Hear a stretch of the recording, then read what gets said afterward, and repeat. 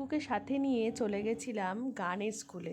আর গানের স্কুল থেকে ফেরার পথে ফুচকা নিয়ে মা আর ছেলে বসে পড়েছি ফুচকা খেতে।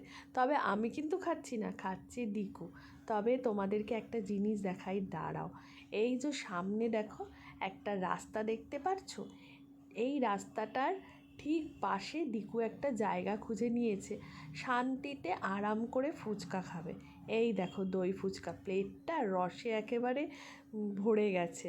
যাই হোক, দিকুকে বললাম চল বাড়ি গিয়ে ফুচকা খাবি আরাম করে টিভি দেখতে দেখতে। ও বলল না, আমি এখানে বসেই খাবো। কারণ কি জানো, ওর বাবা বকা, মানে যদি ওর বাবা বকে বিছানায় পড়ে যাবে ফুচকা, ওই জন্য বাবার বকুনির হাত থেকে বাঁচতে ছেলে আমার রাস্তায় বসে ফুচকা খাচ্ছে। আর মুখটা দেখো দইয়ে মাখামাখি, কি মিষ্টি না লাগছে। তারপরে আমি বললাম দে প্লেটটা আমাকে একটু, রসটা আমি একটু খেয়ে দেখি তো কীরকম লাগছে। সে যেন এক স্বর্গসুখ। ফুচকা কে না ভালোবাসে। তবে হ্যাঁ, সব কটা ফুচকা ও খায়নি, ওর থেকে আমি একটা ফুচকা খেয়েছি, যে দে আমাকে, আমি একটু খেয়ে দেখি কীরকম লাগে।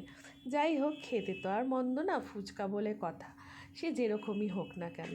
আর দেখো কি সুন্দর তৃপ্তি করে খাচ্ছে।